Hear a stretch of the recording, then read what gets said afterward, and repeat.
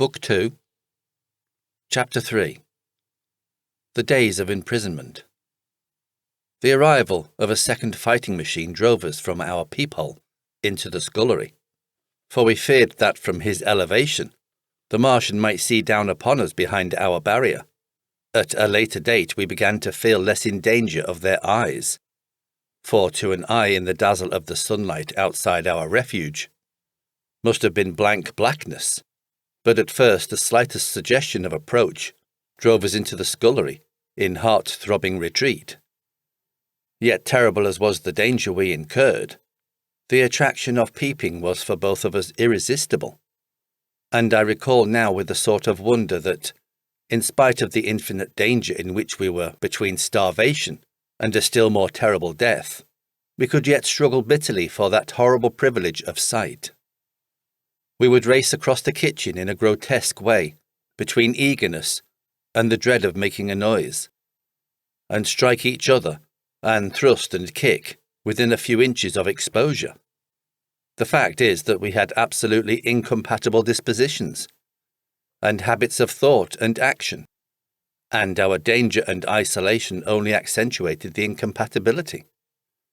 At Halliford, I had already come to hate the curate's trick of helpless exclamation, his stupid rigidity of mind, his endless muttering monologue, vitiated every effort I made to think out a line of action, and drove me at times, thus pent up and intensified, almost to the verge of craziness.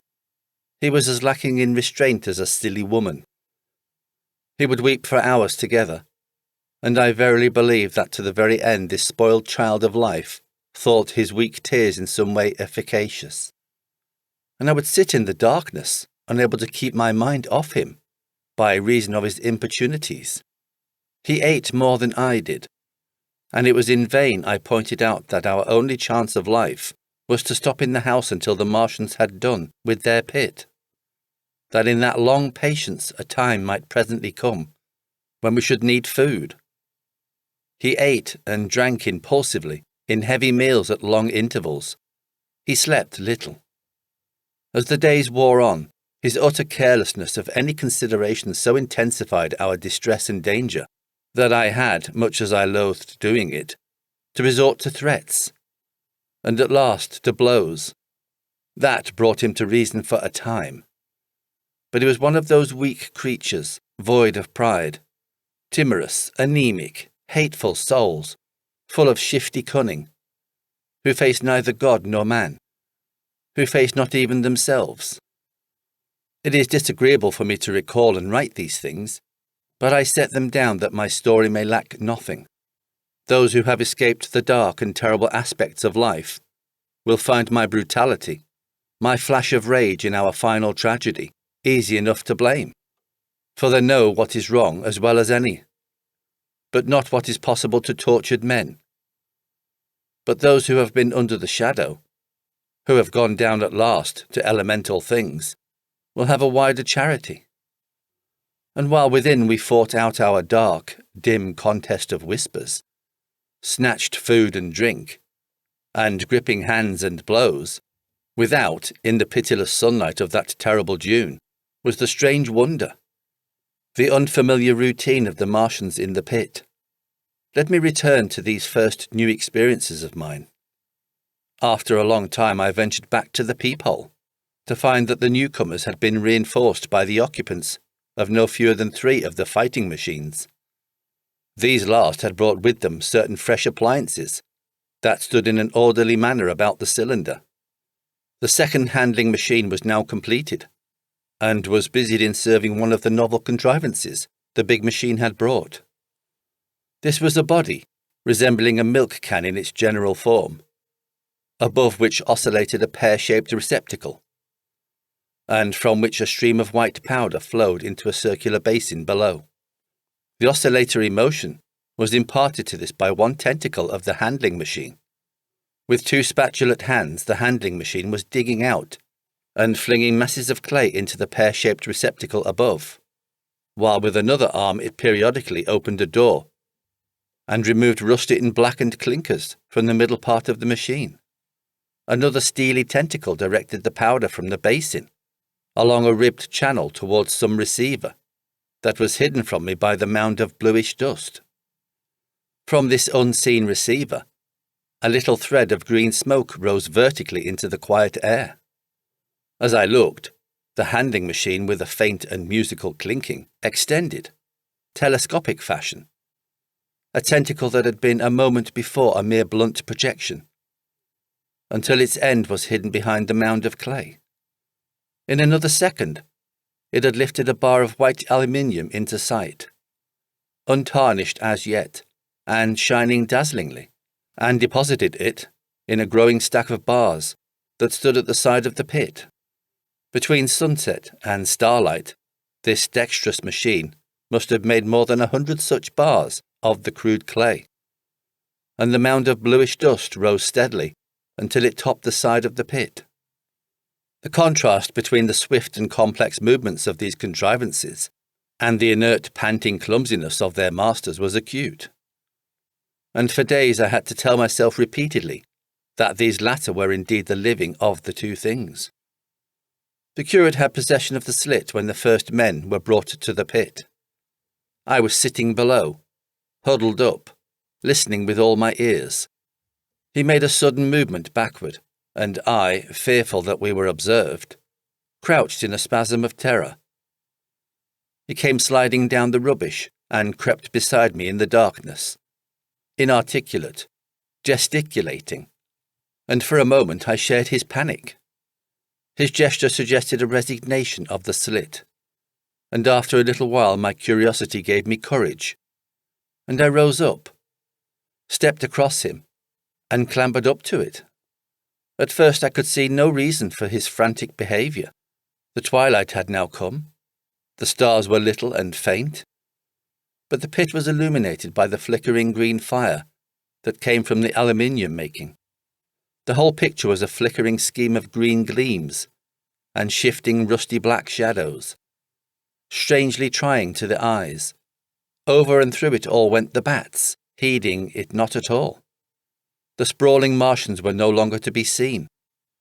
The mound of blue-green powder had risen to cover them from sight, and a fighting machine, with its legs contracted, crumpled and abbreviated, stood across the corner of the pit, and then amid the clangour of the machinery came a drifting suspicion of human voices that I entertained at first only to dismiss.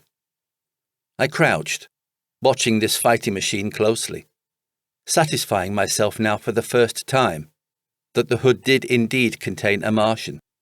As the green flames lifted, I could see the oily gleam of his integument and the brightness of his eyes, and suddenly I heard a yell, and saw a long tentacle reaching over the shoulder of the machine to the little cage that hunched upon its back.